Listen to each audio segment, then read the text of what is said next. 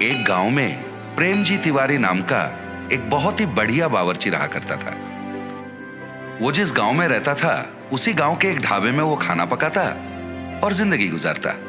प्रेमजी तिवारी के माँ बाप तो नहीं थे, पर एक बहन और एक भाई था।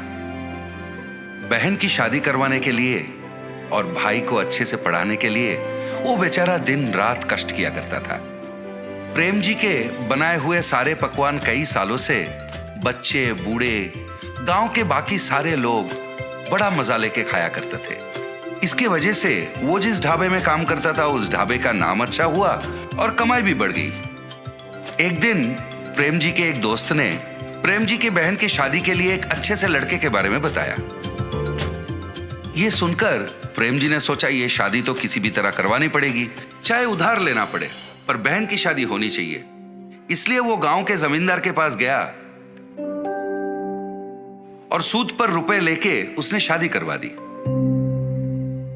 अपनी बहन की शादी में प्रेम जी ने खुद अपने हाथों से बढ़िया खाना बनाया था। सारे अतिथिगण खाना खा के मुग्ध हो गए। अरे वाह प्रेम जी, तुम्हारे हाथों में तो जादू है भैया। खाना तो तुमने बढ़िया पकाया है भाई। उसी शादी में लड़कों की तरफ से रामलाल नाम का एक आदमी आया था। खाना खा के उसे बहुत पसंद आया तो उसने कहा, प्रेम जी भाई, लंदन में मेरा एक रेस्टोरेंट है, क्या तुम लंदन आके मेरे रेस्टोरेंट में कुक के काम करोगे? ये सुनकर प्रेम जी भाई को याद आया कि उसके भाई को पढ़ाना है, उसका कुछ उधारी भी है। इन सबको छोड़ के लंदन जाना उसके लिए नामुमकिन था, तो उसने इस मौके को जाने दिया। दिन गुजरने लगे, उधार का भार बढ़ने लगा और पूरी तनख्वाह तो ब्याज भरने में निकल जाती थी। भाई को पढ़ाने के पैसे कम पड़ने लगे, घर चलाने में भी दिक्कत होने लगा। तो प्रेम जी भाई इन बातों को लेके मन कचोट के रह जाते थे। इस तरह महीने बीतने लगे, पर प्रेम जी भाई का आमदनी नहीं बढ़ रहा था। फिर एक दिन प्रेम जी भाई उदास बैठ के उपाय के बारे में सोच रहे थे। उसे लंदन से आए हुए रामलाल के बातें याद आए। अरे उसने तो मुझे रेस्टोरेंट में काम करने का मौका दिया था, ये बात मैं कैसे भूल गया। ये सोचकर वो रामलाल से मिलने चला। अरे प्रेम जी, आप इस तरफ? आपने तो उस दिन कहा था ना कि लंदन में आपके रेस्टोरेंट में कुक की नौकरी मुझे देने को तैयार है। अभी भी क्या वो नौकरी मुझे देंगे? अरे वाह, बढ़िया है, आखिर आपने मेरी बात मान ही ली। जरूर मौका मिलेगा। मैं एक हफ्ते में वहां जा रहा हूं। मेरा बेटा आपके लंदन आने तक के सारे इंतजाम खुद देखेगा, ठीक है?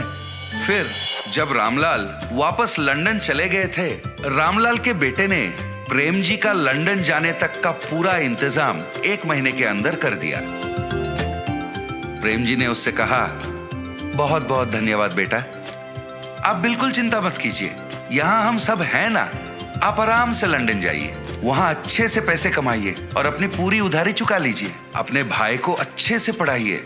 अगले 10 दिन में लंदन जाने की आपकी फ्लाइट है। इस तरह उसने प्रेम जी को समझाया और उसे लंदन भेज दिया। प्रेम जी लंदन में स्थित रामलाल के इंडियन रेस्टोरेंट में अपना रसोइये का काम शुरू कर दिया। उसके खाना पकाने के तरीके, सब्जियों को काटने के तरीके, खाने को प्लेटिंग के वक्त गार्निश करने के तरीके, और सबसे बढ़िया बात यह थी, जब उसका खाना पकता था पूरा रेस्टोरेंट खुशबूदार हो जाता। वो मन लगा के लजीज खाने बनाता रहा और कस्टमर खुश होते रहे। खाने से खुश होकर लोग उसे काफी पैसे टिप में देते थे। इससे प्रेम जी खुश होकर और बढ़िया पकवान बनाने लगा। इधर महीने का तनख्वाह मिलता था और टिप की ऊपरी पैसे होने के कारण उसका आमदनी बढ़ गया। और जितने भी पैसे वो कमाता था पूरे पैसे वो इंडिया भेज देता। फिर रामलाल के बेटे से बात करता और उनसे कहता कि उन पैसों से उसकी उधारी चुका दे और उसके भाई को बढ़िया सा कॉलेज वगैरह में भर्ती करके पढ़ाए। इस तरह 6 महीने बीत गए। इन 6 महीनों में उसने कई बार पूछा कि मेरे भाई से फोन पर बात करवा दे, पर कोई ना कोई कारण बोलकर रामलाल के बेटे उसे टाल देता तो प्रेम जी को संदेह होने लगा। और फिर जब रामलाल अपने बेटे के साथ बात करते थे, वो चुपके से उनकी बातें सुनने लगा। एक दिन रामलाल से मिलने प्रेम जी जा ही रहे थे। उसने देखा रामलाल बहुत गुस्से में किसी से फोन पर बात कर रहा है, तो वो छिपके सुनने लगा। 6 लाख रुपए है भाई, ऐसे थोड़ी ना आ जाते हैं। प्रेम जी का हाथ का खाना बढ़िया है, इसलिए उसे मैं जो तनख्वाह देता हूं और उसके टिप के पैसे मिलाकर हर महीने उन पैसों को मैंने बचा के रखने को कहा था, ना कि इसके बारे में प्रेम जी के भाई को बताने के बारे में। कोई ना कोई उपाय निकाल और मुझे वापस फोन कर। उनकी इन बातों को सुनकर वो तुरंत अपने घर गया, अपना पूरा सामान उसने समेट लिया और उसी वक्त वहां से निकल पड़ा। मैंने इन पे अंधविश्वास किया था और काम करने विदेश तक आ पहुंचा। 1 रुपए मेरा पैसा मैंने नहीं बचा, पूरा पैसा इनको सौंप दिया। पता नहीं उधर मेरे भाई और बहन किस हालत में हैं। पता नहीं मेरा सूद कितना बढ़ गया है। मुझे विश्वास नहीं हो रहा है कि अपने कुकर्मों के लिए इन लोगों ने मुझे वहां से यहां तक ले आया। वो बेचारा रास्ते के एक किनारे बैठकर दुखी हो रहा था। हे भगवान, अब तुम्हारा ही भरोसा है, तुम ही कोई रास्ता निकाल दो भगवान। वो बेचारा कुछ देर वहीं पर भगवान का स्मरण करते बैठा। अचानक से नील रंग के धुआं के बीच में से श्री कृष्ण पधारे। उन्होंने एक बालक का रूप धारण किया। फिर वहीं पर उन्होंने एक फूड स्टॉल को अपने माया से बनवाया और आके प्रेम जी के पास बैठ गए। अंकल, क्या ये फूड स्टॉल आपका है? मुझे बहुत भूख लग रहा है, कुछ पका के खिलाओगे? मैं पैसे भी दूंगा। वो आके प्रेम जी से बातें करने लगे, पर प्रेम जी को तो पता था वो फूड स्टॉल प्रेम जी का तो था ही नहीं। पर कहीं उस बालक को देखकर प्रेम जी को बिछड़ा हुआ अपना भाई याद आया। पता नहीं उसके मन में क्या हुआ। वो उठा और उस फूड स्टॉल की तरफ बढ़ गया। फिर वहां रखे हुए सारे चीजों को देख के सोचने लगा, इसके खाने के लिए क्या पकाऊं? प्रेम जी ने फिर अपनी नजर इधर उधर दौड़ाई तो उसने देखा खाने के कई चीज रखे हुए थे।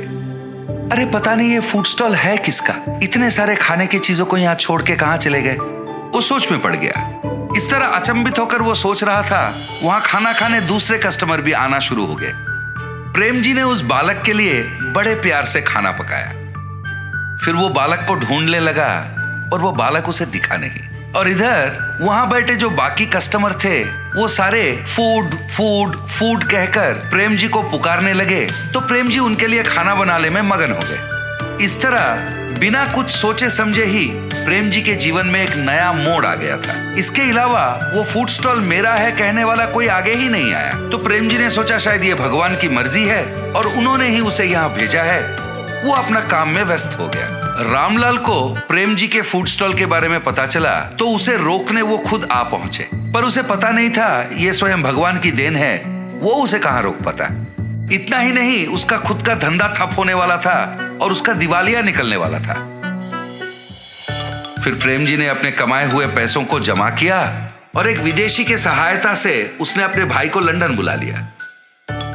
वो अपने भाई को लंदन में पढ़ाने लगा, अपनी उधारी भी चुका दी और फिर अपनी जिंदगी को वो आराम से खाना पकाते हुए जीने लगा।